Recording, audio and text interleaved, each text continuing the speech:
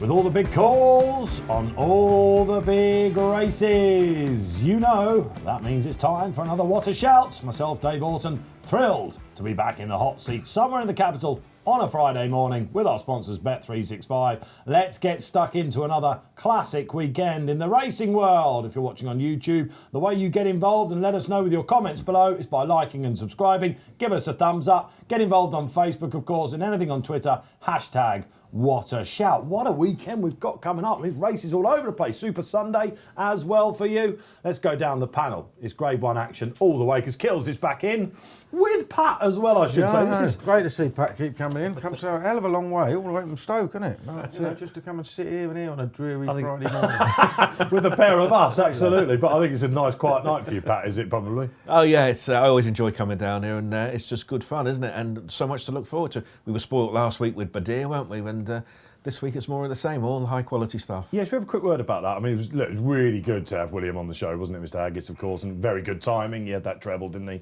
Well, four-timer, of course, if you count the horse that won up at Thirsk, I think, as well.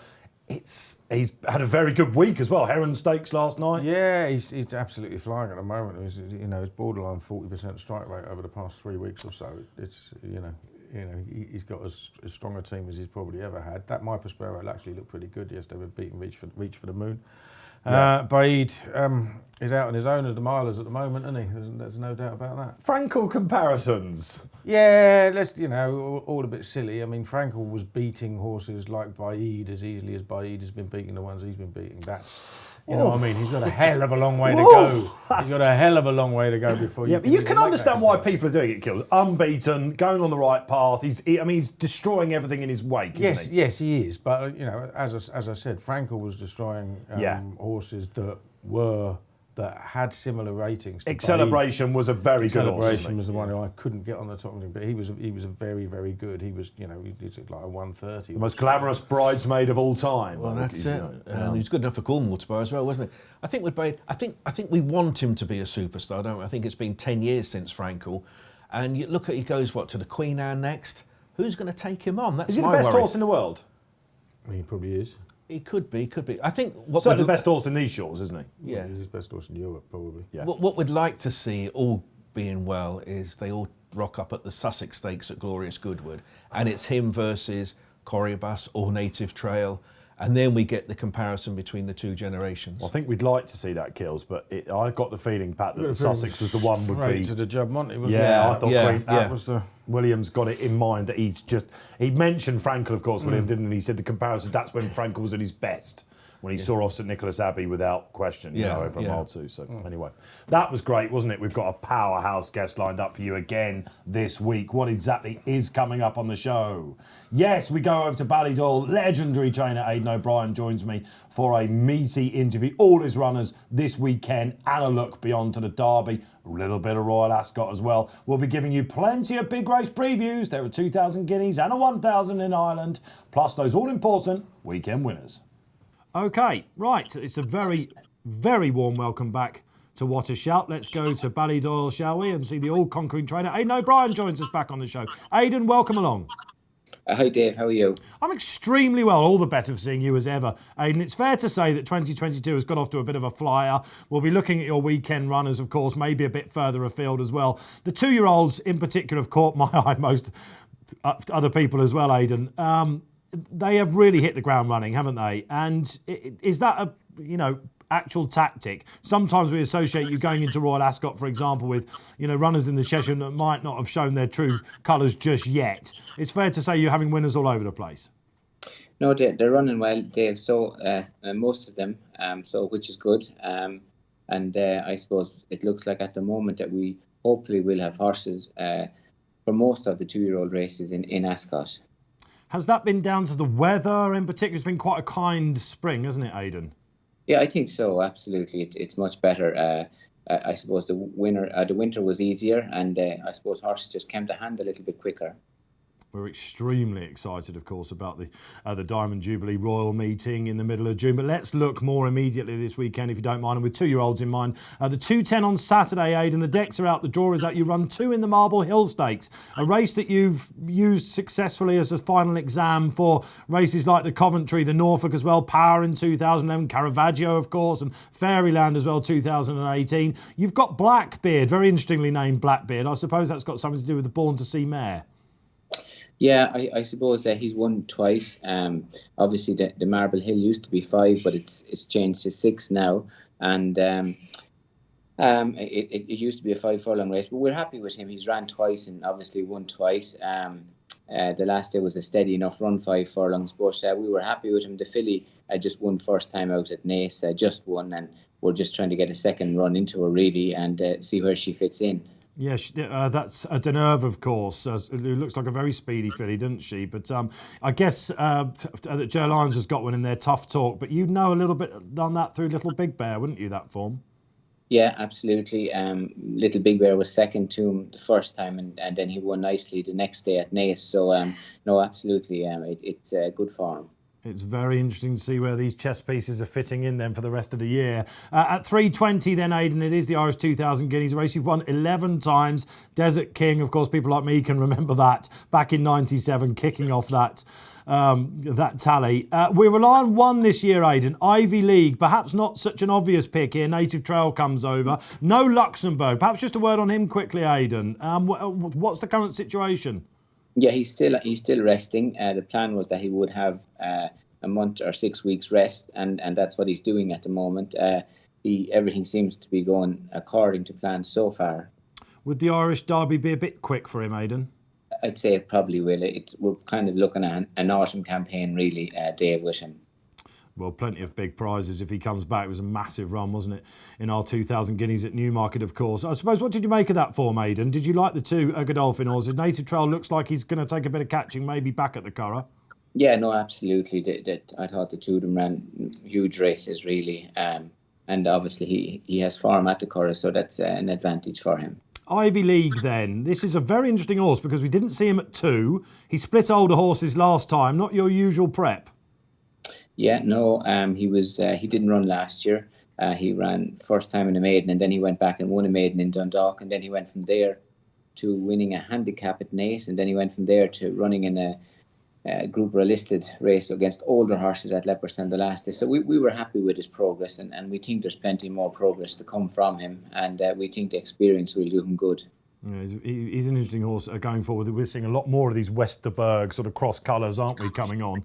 At 3:55, you've got a chap that I'm fascinated in. I keep trying to get him right. It was ever since his second in the Queen's Vase, I thought that Wordsworth would be this year's Gold Cup winner, Aidan. It was a messy Cigaro Stakes when he came over and tried to win that, of course, at the return of flat racing at Ascot. You're back to a mile 4 with him. On paper, it looks a race that he ought to be taking out, really. Yeah, he's a lovely horse. He stays very well. We saw him in Ascot. He stays very well. He won't mind going much further than this. And it was a race just kind of fitted into his schedule. He'd probably go from here to Ascot. And we were just kind of anxious to get a run into him, really. Yeah, it just, to my eye, it looks the further he goes, the better he goes. Of course, in the Irish St Ledger, it didn't quite go to plan, didn't it? Let's just have a quick word, if you don't mind, about the Ascot showpiece then. Looks like a really interesting division. We saw Stradivarius come back. Trushan, of course, won at Nottingham. But you have got what people consider the new crown, the new Yates, if you like, in Kyprios. A few people, because I suppose when he came to Lingfield and he got turned over in the Derby trial, Aidan, weren't so sure about him. He had a lot of time off. If you look at that Moyclair family, it's all Gold Cup, isn't it? And he's been very, very impressive in his 2 starts back this year.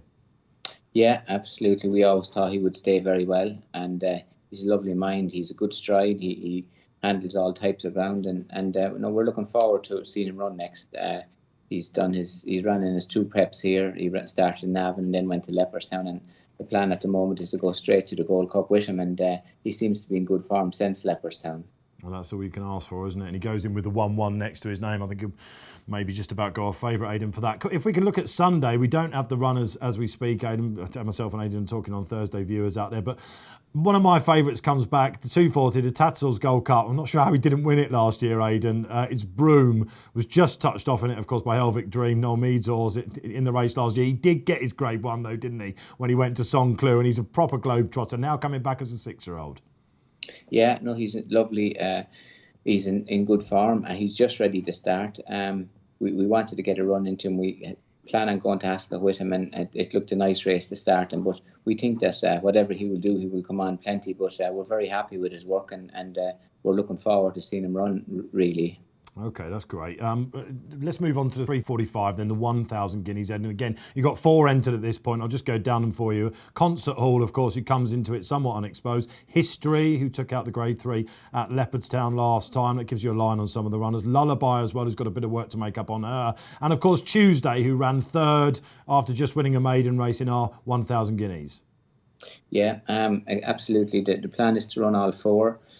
Concert Hall won a 1.25 miles, kind of an Oaks trial at Navan, and came out of the race well. We can step back up and trip if we want, but she's in good form. History, like you said, won the trial the last day. It was our first run of the year, and we were very happy with that. We think that she might stay further as well. Lullaby was a little bit disappointing the last day, so hopefully she'll leave that run behind her. And then Tuesday, obviously, we were very happy with her run in Newmarket. So looking forward to them running, and they all seem to be in good form so far. You've won the race 10 times, Aidan, so a quartet. We can break that here. Then all look like they're going to be turning up on Sunday to give you an 11th win, incredible 11th win in the race. That's the weekend runners, Aidan. We're massively excited about this weekend. It's one of the highlights of the Curragh calendar, isn't it? And for racing fans everywhere. And maybe a little bit look back, if you don't mind, at what's happened so far this season. Of course, you came over to Chester, and it's fair to say that it went extremely well for you. If you were to take out Sir Michael Stout's horse at the top of the Derby betting aid, I think you got 4 of the first 5 in the market. You've won 8 of them. I won't. There's no point aiding me asking who's the top of the pecking order, because I think your last 3 Derby winners haven't been the most obvious when you send over the runners. But Stone Age, he impressed everyone, didn't he, when he came back? In his 2 runs, especially last time. Yeah, I suppose he won a maiden first time and won nicely, and then the plan was always to go to Leopardstown the next time. We were very happy with his run in Leopardstown. He has a lot of experience. Obviously, he raced a lot in very high quality company last year. So no, that was always the plan, to run in the 2 races on the way to Derby. So everything so far seems to be well with him since Leopardstown. And you've got a great handle on all the British form pretty much, haven't you? I mean, changing of the guard, pretty much won as he liked at Chester. Again, a horse that looks like he's just about to arrive on the scene big time. Yeah, he's very straightforward, uncomplicated horse. He gets the trip really well. He won his maiden over 1.25 miles, and we thought that he would step up when he went up further, and that's the way it looked at Chester. So no, he's in good form since as well. So he's a very uncomplicated, straightforward horse. And United Nations, Aidan, the 30-year trial winners at Lingfield, he gives you a line on the Godolphin runners, of course. Charlie has got Nahani, who beat him first time up in the Blue Riband when he went over that day, to maybe see how he handled the track. And he really, really did look like he was going, to start showing his true colours at Lingfield last time. Yeah, he ran first time in Epsom, and he was just caught back a little bit in a slowly run race. And he was finishing very well, so it looked like a step up and trip. And his next run that he would come on a lot, and that's what he looked to do. He got the trip very well in Lingfield. We were happy to make the run, but we didn't have to, because I think one of Charlie's horses made it at a good strong pace, so that suited him well. He's very straightforward as well, uncomplicated. Obviously couldn't have been happier with his second run, really. A lot of people, including our own price-wise Tom Seagull, were very impressed with Star of India at Chester last time, Aidan, who again stepped up massively on his reappearance run there. Yeah, we always thought that he was going to stay well. He looked like a middle distance horse last year, and we just needed to start him somewhere, and just a Craven was a nice race to start him. And we always felt a step up to 1.25 miles would suit him, and it'll be interesting to see when he steps up to 1.5 miles what will happen. He's lovely, relaxed, lazy way of racing, so he shouldn't over race or do anything like that. But there's every chance he could get the 1.5 miles, but obviously we won't know till we run, but we're very happy with him since. Okay, so there are some massive players as Aidan goes for a 9th derby then on the first weekend of June. We've got the Oaks to think about as well, and the Cheshire Oaks. Thoughts of June? I absolutely love this filly, Aidan. She's one of these Moyglare fillies, isn't she, that just keeps finding, keeps maturing and keeps staying. Yeah, she's a fine big filly. Obviously, every month goes by, it will suit her because she is maturing all the time. She's a lovely mind. She stays well. Very uncomplicated to ride as well. She's a lovely filly, really. She could be especially well named as well, couldn't she, on the first weekend in Epsom then. OK, there are Aidan's runs. Just before we go, Aidan, I'd like to ask you about Tenebrism, if you don't mind. She didn't quite cut the mustard, did she, in our Guineas? I assume the Commonwealth Cup might be the route now? Yeah, it's possible. We're training her for Ascot. We haven't really decided what race yet. The Guineas is a bit of a non-event. She just got trapped between two the first half of the race, and she was over racing, so we didn't know whether that's why she didn't get the last furlong or she didn't stay. And obviously there's a big possibility she didn't stay, and we don't know whether we'll go back for a Coronation, give her another chance at a mile, or go to a Jersey, or go back to the 6 furlongs in the Commonwealth. So, but she's been trained for Ascot at the moment, and we're just watching her every day to see which race we're going to run her in. I think you and everyone else out there, Aidan, as well. So we watch that very keenly. Really appreciate you coming on back to What a Shout, Aidan. It's always great to chat to you. An honest appraisal of everything. We're at that stage of the season, aren't we, where we're not quite sure where horses are going to end up, especially the 2-year-olds and horses like Tenebrism. But you couldn't have covered that much better. So what a pleasure. Thanks, Aidan. No, pleasure, Dave. Thank you. Well, you can tell from the prison jumper I have on that that was not this morning. But we spoke to Aidan on Thursday. Great to have him on. Not the first time he's been on the show, of course. He plays it pretty much with a straight bat, Aidan, but he's had a very good start to the year. I think we can all agree on that. Yes, yeah. I mean, the cards are never that far away from the chest, though, are they? You know what I mean? Not really.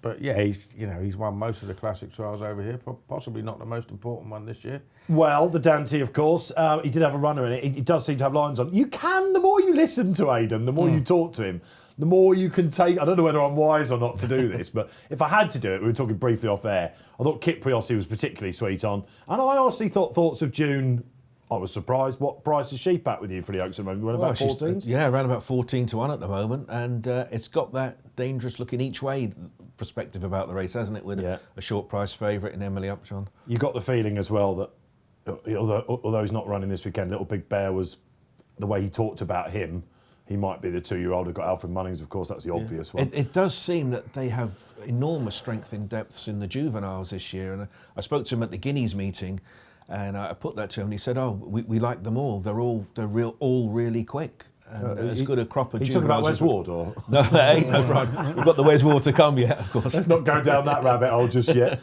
Yeah, exactly. So, look, great to have him on. I mentioned to him that his last 3 winners of the Derby have been whopping prizes. Is there one that you like at this point, or?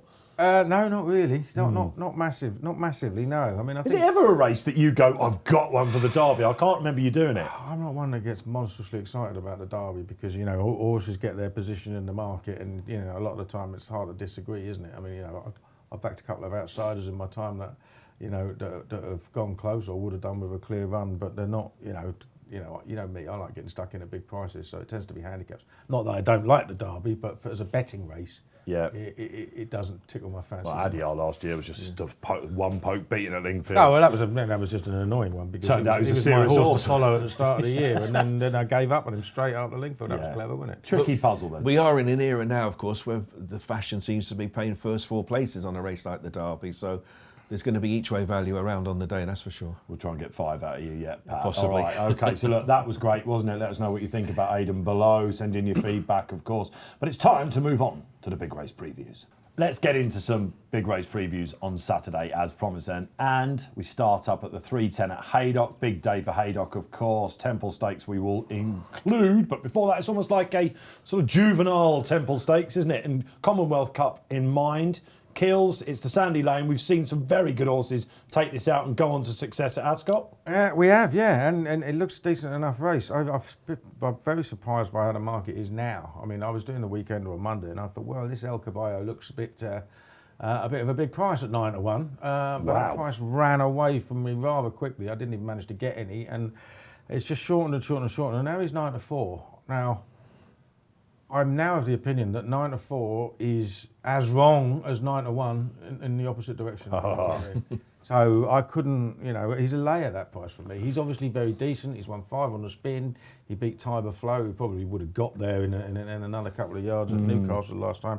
And obviously Carl Burke just happened to be talking him up on Monday night as well, saying, I hope he's a Commonwealth Cup horse. So that helped with the money. But in his position in the market, I don't think it's a straight 9-4 each or two with Go Bears Go and him. I think it's more competitive than that. Yes, Joe Lyons comes over with the unbeaten Beauty Inspire. It's about time that Joe got one over the line, isn't it? Too much has been said about that. Doesn't have the best strike rate in Britain, does he? He was all right, wasn't it? And it just seems to have lost its way. But Pat, who've we seen? Obviously, that is a silly price about El Caballo. Carl Burke has come out. I think some big tipsters have put him up in the week as well for the double. And he said, this is as good as I've had. If he wins this, we are looking at something special. Absolutely. And of course, he has that good line of form, hasn't he, when he beat Tiber Flow. But the 9-4-ish as we speak right now, that's more of a reaction to what we laid during the week. And of course, when you're laying the money during the week, you're thinking, you don't know what the ground's going to be. It is dear old Haydock after all. It's always very tricky to know what the ground's going to be. So he shortened on the basis he was going to run in the race come what may. But I think, as Keels alluded to there, 9-4 is no gimme at all. Good old Haydock. Yes. It's got to that state about the ground. You just never know really what the ground's going to be. It's very tricky making your mind up anti-post. You're better off waiting for the day. I do think Go Bears Go has a much more solid looking profile. I thought he was a very unlucky winner of the Breeders' Cup juvenile race. Do you think he's underrated, Kills? The market position says he isn't. Well, it's because of the Tiber Flow form. Erars, obviously, in another stride would have beaten him. He was well beaten on his return. Yeah, but I mean, he was badly in need of that run. Should he be clear fav is what I mean. He was, he probably should be clear fav, yeah. I think El Caballo's come down too short. I do think it's a bit more competitive than that. I think Go Bears Go is still the one to beat, definitely. Okay. But only a neck behind him in last year's Middle Park was Curragh, who won the Flying Childers before that. The comments from Clive Clocks last year was saying, look at the size of his arse. I hope he's like, if he develops next year, he's going to be a serious tool sort of thing. Thank God it was about the horse. Well, yeah, exactly. But he's come over. He's run really well in France under his Group 2 penalty, and he's nearly 5 times the price of Go Bears Go. I think if there's an overpriced one in the race now, it's him, and we know how good Clive Cox is with sprinters. I think it's an each-way bet against the top 2. That's the one I'll be sided with now. Yeah, we're all nodding because, of course, Adam Kirby takes the ride. Wings of War was in the Go Bears Go race. David Probert now gets on that. I think they still like that horse, but it just shows you that perhaps Curragh is on top. I'm going to throw a flyer in there. Gissa Sub for our dear friends the Ryans. When we spoke to Adam Ryan last, he was adamant this was their best 2-year-old. Yeah. Absolutely adamant. And he needed it at Hamilton. It's an interesting race, isn't it? Because with the draw, El Caballo's in 11 and Go Bears goes in 10.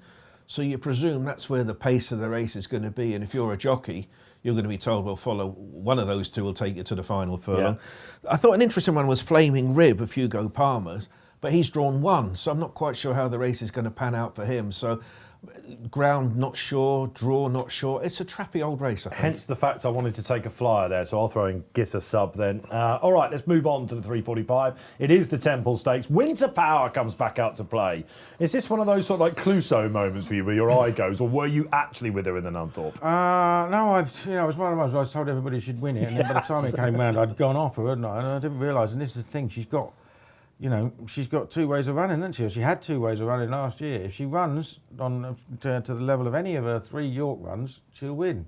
But if she runs to the level of any of her 3 other runs, she'll be nearer last than first. Yeah. So, we know from her 2-year-old career that she isn't a one-track pony because she won a group race at Newmarket. She won the Curragh, you know what I mean? So, I don't know what happened last year when it wasn't York. So, do I want to take that short a price about? I don't think so. Long road back, isn't it, to the Nunthorpe, you would imagine. And a lot of these have had a run, of course. It's the Palace House, which looks the key to it. I will be giving Came From the Dark another chance. He needs to turn up a lot better than he did on his return, but he stank in the market back from that long layoff. Missed the break a little bit, was far too keen. If there's some juice in the ground, says Ed Walker, then Tom Marquand and him will do for me, but it's not a massive vote of confidence.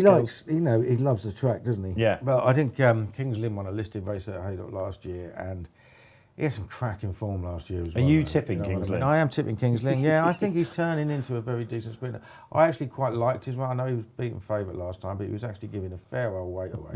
Fair old amount of weight away. To Flaming Rib, who will give you a line. To Flaming Rib. He got carried wide. He actually ran an awful lot better in the race this year than he did last year before coming on to win at Haydock. And you know, some of his other form, he's just one of those horses that he has actually turned into a very consistent, very versatile sprinter. He'd have been. I'm laughing because it's Kings Lynn. Well, yeah, he'd have nearly been second in the King Stand with a clear run on fast ground, and 4 days later he comes out and runs third in the Wokingham on soft ground.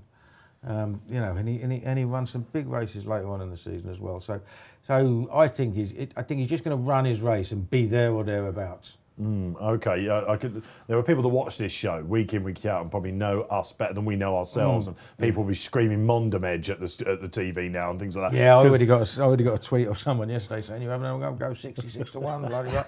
And I think, you know, I mean, I'd be tempted if it was very fast ground just to chuck a couple of quid at him. But I think that's what he wants to be at his very, very best. You know, the moment you jump off Mondam Edge, you know what happens. Well, you know, I'm going to have a little. Is he ever going to get a day off? You get the feeling they're livid with him in the stable, don't you? I know. You're out again. Well, this is how sprinters should run. They're only running down the road and back compared to some of the other distances horses run over, aren't they? Yeah, so fair play to Anthony Britton, I suppose. Pat, was there one that you liked? Well, but just on Winter Power, I mean, she has got £9 in hand on the ratings. She does win first time out, but she's an all or nothing. If you're having a play spot, you can't have her as a banker, can you? Because it's a win or bust with her, isn't it? So you'd have to have some others in the race. I'm one step nearer the cliff with Kings Lynn. I mean, I thought could easily won a King's Stand, could certainly won the Wokingham last year. What about Twilight Calls? No love for him. Twilight Calls. Was he potentially on the wrong side? I don't want to say it, but I think he was most definitely on the wrong side. Yeah. And Okay. You know, I think he justified Henry Candy's decision to throw him into group level. Yeah. Stop it 1.5 out, and he went very low on the exchange, didn't he? The only thing is, when he won at Newmarket, we sponsored the race, and I spoke to Henry after the race, and he said he must have fast ground. So bear that in mind when you get to 3:40 at Haydock on Saturday. If the jockeys are coming back saying, no, it's the word softs in the description, then he wouldn't be for you. But if the jockeys say it's good ground, who knows, they might even say it's fast ground, then he's a definite. But he is a fast ground horse as per the trainer. Okay, well, you heard Pat Cooney say good old Haydock about the ground. It's on air now, Pat. We go up to York, the name's Mile. Who knows what we're going to get there? And 3:30, it's the Bronte Cup, isn't it? The Fillies Group 3, over a mile 6, basically. Believe in Love, I assume, is your favourite, Pat. Believe in Love, one for the share fans out there, isn't there? My only reservation, she is favourite. Roger Varian, discuss, stable, well doing. Oh, yeah, one for you. You wrote about this, didn't you? Well, yeah, I mean, you know, he did have a winner on Thursday, funny enough, but a 5-4 in a 4-runner race at Chelmsford. And you know, it's 2 from 30 in the last fortnight. You know, his strike rate has dropped out. He had the well-fancied horse against Reach for the Moon and my Prospero yesterday, Aku Nuja, who just got left behind by the pair of them. So just a little bit of a worry that they aren't all going that well. So that would encourage me to take her on. Well, looking down at Mighty Blue, disappointed in the race last year. I actually backed her for the mares at Novice at Cheltenham. You weren't alone. And she disappointed badly there too. And I'm going down them, and you can pick holes in pretty much everything. And I just thought, you know, although Glen Hartley's got an awful lot to find, she ran her best race last year at the track in a listed race from third. And she's a 4-year-old, so she's entitled to carry on improving, whereas some of these are a fair bit older, you know, Urban Artist is 7, and Mighty Blue is 6. So, you know, she's entitled to improve. I think she'll run well. It would be a tiny bet. It's not sort of like my race. I mean, there's 4 decent handicaps on the box tomorrow, and I'll be focusing more on those for sure. I agree. This is a head hurt race, I think, actually. Poor old Eileen Dover. We thought she was the second coming in Bummers, didn't we? And she's actually been rejuvenated. Wouldn't be surprised to see Shane Kelly get a tune out of her. I will go for last year's second Urban Artist. I think maybe first time out, Huey Morrison's going well. But again, I just don't like the first two in the market, really, Pat. I'm going to go for Silence Please, who I thought was a little bit unlucky last time at Goodwood. But, you know, you look at this race, it's a Group 3, you think, oh, which one of these is going to progress to be a Group 2 and hopefully a Group 1? the reality is probably none of them really, isn't it? So I'm just judging it as a race on its own. And I thought, silence please. It was an okay first run for Andrew Balding. She was ex-Jessica Harrington. Maybe her, but stakes to a minimum for this one. Yeah, okay, tricky card up at York then. Guineas, Aidan O'Brien, as you said, going for an 11th win in the race. Not with an obvious candidate. We'll get to him. Is this just all about Native Trail? The market would suggest so. Yeah, I think it probably is. I mean, easy enough to argue that he was on the wrong side in the 2000 at Newmarket, and the places may have been reversed if you just swap the stalls positions. I think both are very, very good horses, him and Curragh, and it's going to take a hell of a performance from something to beat him if he's in the same sort of form, and I don't think there's any reason why he shouldn't be. I'm of the opinion that Newcastle is... Newcastle, I was thinking about the horse I'm going to put up in the without market. Well, the Newmarket that's the one I was going to put I thought that might be the case. And I knew we were going to go I'll for let this. you do it. We'll get to this. I don't think Newmarket is Native Trail's track. And I think he's got Curragh form, as we heard Aidan say. Yeah. Aidan just wanted to move on, really. I got the sense when I was asking about Ivy League. I mean, they've got a runner in it. He split older horses last time, a very unconventional runner for them. Obviously, no Luxembourg. We heard that hopefully he'll be back for an autumn campaign. That was breaking as well. Buckaroo, I suppose, for Joseph might be the one, Atomic Jones. But let's hear the without market, please, and then me and Kills might get interested. Well, just on nature, the only knock I can give against him is he's drawn in stall number 1. So if he doesn't break well, he might be pulled back a little bit. But other than that, I just think it's just a procession for him, really. The favourite market is interesting, though. And short at 11 or 10 is Buckaroo of Joseph O'Brien's. And, of course, he beat the Derby mover. He was beaten short-head by Piz Badil, who's Frankie's mount in the Derby. That was over 10. So he's still in the Derby. So is he really a miler? Don't know. But he's your second favourite in the without the market. And then you've got the likes of Ivy League, who's probably only his price at 5 because of the guy who trains him, Aidan O'Brien. And then you're scratching around thinking, well, there must be some degree of value in the race. I could make a case out for Duke de Cesar of Dermot Weld, who has always been highly regarded. And when he beat Piz Badil as a 2-year-old, Dermot Weld said he might be my Irish Guineas horse. Well, a lot's happened adversely since, but he's rocked up here. So I think there's value here, opposing the likes of Buckaroo, Ivy League. You could do worse than Duke de Cesar each way at 12 to 1, but there's a few others to consider perhaps. So that's a market I would focus on more than the outright. I think you're right. We need to get it right after alcohol free last week as well. But she was third in the without the market each way. There you are. A little bit of credit for us, Pat. False as it might be.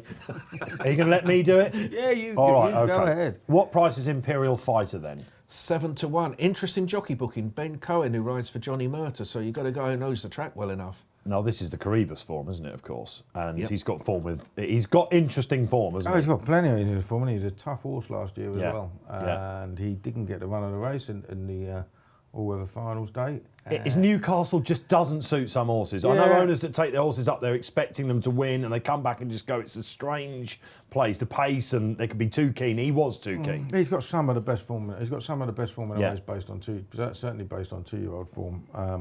But yeah, I don't think he can beat Native Trail, but I certainly think he's got hopes of beating the rest. Correct. And they're entitled to have a go. That's it. Andrew Balding's obviously looked at it and thought, well, okay, Yeah. Yeah, he's an interesting horse. So, all right, Imperial Fighter then in the without. 7 to 1 with Bet365. You heard it here first. Sizzling Sunday coming your way across the Irish Sea. Go we, because there are 2 Group 1 races. Start off with the Tatzel's Gold Cup. Slightly better field than you were expecting.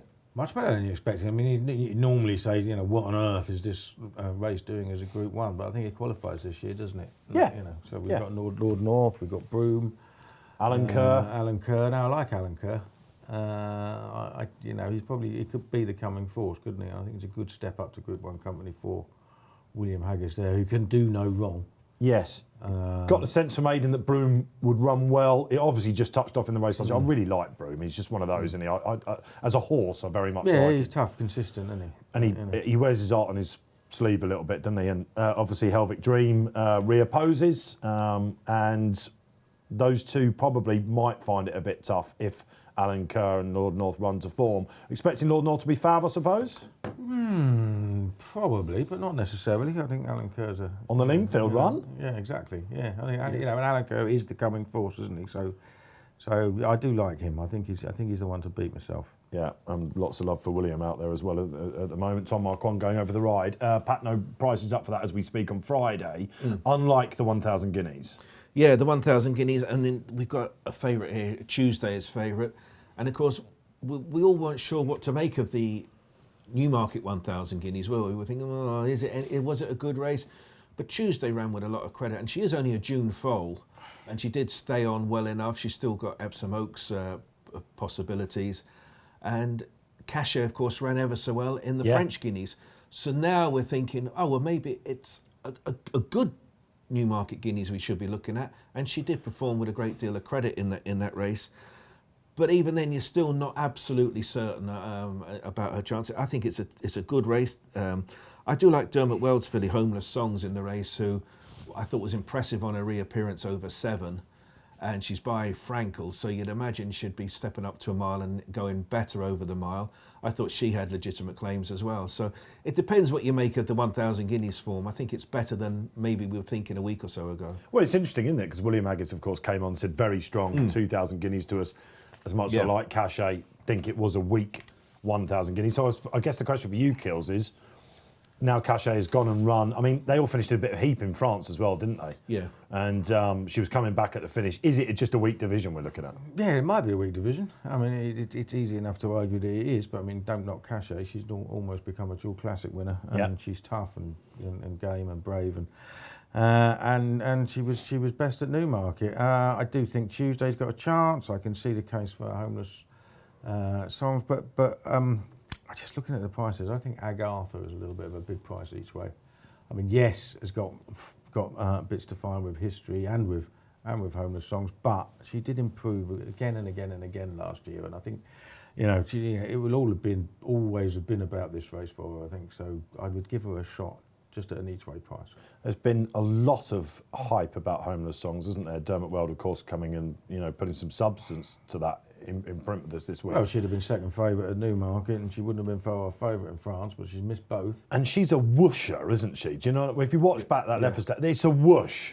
And my worry about her that she won first time out last year, and then sort of lost her way a bit, didn't she? So you got that on your mind. Yeah, I mean, maybe it's in her favour that she is fresh and she hasn't gone to Newmarket and she hasn't gone to France. But I mean, it is 50 days since she made that reappearance. It's not like they're wheeling her out a fortnight later or whatever.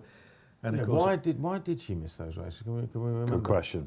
Don't know off the top of my head. It's always a question. It's 1 minute. It is. You know what I mean? We're going to Newmarket. We'll think about France instead, and then you miss both. Because it's not. I mean, if you think back to Dermot's where he did the Newmarket Classics are up his street. Refused to bend in these colours. He wouldn't miss it out if he had to. But a mise en scene, of course. Unfortunately, had to miss out the Newmarket showpiece, didn't she, for James Ferguson, who kindly came on that week. So we wish them well. In one, we'll light the track. I can see why James was saying that in the week. She had a temperature, so she should be fine now. Purple Play is quite interesting on her debut for William Haggis. Purple Play, this is an interesting filly. She's got a decent level of French form, and she was sold for €2 million. That's a lot of money, isn't it? 2 million. And gone to William Haggis. So and if you like Thoughts of June, which I suggested after the Aidan O'Brien interview, you might. This will be an interesting race for the Oaks because Tuesday, with her being 4s at the moment with you, Pat. Yeah. Second favourite, of course, to Emily Upjohn. Yeah. This will determine which way they go. Concert Hall could also go back up. She's short on the Thoughts of June as well. Yeah, absolutely. I mean, the Oaks is still, there's a lot of life in that market. Yeah, I mean, a lot would have to happen for Emily Upjohn not to be favourite. But if Tuesday rocks up at Epsom with an Irish 1,000 guineas win to her name, looking like the trip won't be an issue. Yeah. Then she's got probably a better level of form. So, but if she blows out, then I'm sure Coolmore will want to have at least a couple of runners just in case the favourite disappoints. So Agartha on top. Yeah, just a little each way punt. Yeah, I must admit, the Fillies 1,000 never been a race that I've ever really latched onto. But I'll give History a chance, by the way, from stall 4. Got the finish, she might step forward again. They were happy with that, as Aidan said. She just looks pretty solid to me for the frame. Pat? Homeless Songs, I was taken by the 7 furlong win, and a mile will be better for her. Turn a foot for Pat, that'll do. OK, there's your Sunday Sizzler. Nap time for you this weekend, and I'll go to good old Haydock. 2 o'clock is a 2-mile race, and I think the market has got this wrong with you guys.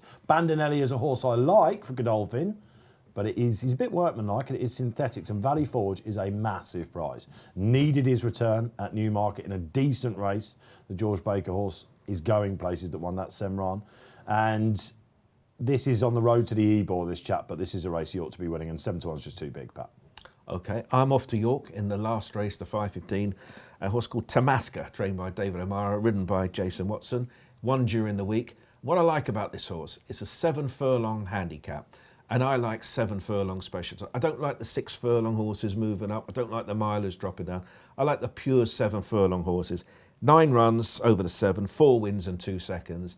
And he's in good recent form as well, and the draw's fine. So Tamaska is a big field, but he ticks an awful lot of boxes for me. 7 furlong handicap at York. Ooh, that's brave, isn't it? That's brave. So you think he's brave? 7 furlong handicap at Goodwood. Please tell me you're drawn on the inside. With a slow starter drawn on the inside. Go on. War in Heaven. Wow. War in Heaven finished second last time to Al Flayler at Ascot, and he fell out of the stalls, got badly hampered, and then he just had to take a little bit longer to get a run than the winner as well. Now, he was beaten 3 lengths, which is fair enough, but he was going away from the rest of the line. Trainer of Al Flayler afterwards, remember, he was beaten only 6 lengths by Curragh in the Orton Stakes last year, and he said, I was seriously considering going straight back into Pat Company with this horse, given how well he'd done over the winter. So I don't think, he was just a group horse in a handicap, whereas War in Heaven beat the rest quite commandingly, and he's been left on the same mark. I think he's on a reasonable mark. There's plenty of pace in the race, which will suit. God knows whether Goodwood will. It's going to be fun to watch, and he's chucking it down there at the moment, yeah. So we don't know what the ground will be like, but it is supposed to be dry from this afternoon all the way through to tomorrow, so whatever they get today will probably dry out. What sort of price were you looking at when you ground? sort of I've backed him at 12. I think he's because you are due one, is why I'm asking, aren't you? You back these horses at the start of the week, and they go off nearly fav. I mean, we don't want to mention Haymaker, but that was not the know what happened. knockout. El Cabello will win because I never managed to get on. That'll be the one, won't it? Okay, so there's a thinly veiled nap, if you like. So yeah, but no, I think War in Heaven. I've backed 2 against your Valley Forge already, so there's a couple there. Well, on recent form, that means I'm quitsing. Well, sadly, that's all we've got time for on this week's What a Shout. Thank you for joining us. Thank you, Paul Kealy and Pat Cooney. Yeah, enjoyed it. I'm off to Haydock tomorrow, so I've got the Factor 50. So they don't watch the show, Pat. I've got the snorkel and flippers just in case, so I'm prepared for all weather eventualities. It'll be like a road now. Okay, great, Pat. And what have you got coming up, of course? We've got Derby not so far off. Are you going to that? I hope to be, but we the following Saturday, we're at Beverley. We sponsor up there. Had a great Bullet? time. Yes, had a great time up there last time. And then the day after the Derby, we're all up at Perth, my favourite racecourse. Bit of a secret, you're not supposed to tell anyone in case they all start going there. But what happens in Perth stays in Perth, one of those things. So I'll be on my travels. Great stuff. And Kills, what about you this weekend? Quiet weekend this weekend. I saved myself with a Brigadier Gerard on Thursday at Sandown, one of my favourite meetings of the year. Yeah, it always gets a mention, doesn't it, here next Thursday. Go and say hi to Kills then. All right, thank you for watching once again. Don't forget to gamble responsibly this weekend. There's so much racing out there on the Sunday as well. Be careful. Don't forget to download the free must-have Racing Post app, of course. You can do it on the App Store, the Google Play Store. Loads of sport out there. For myself, Dave Orton, enjoy it.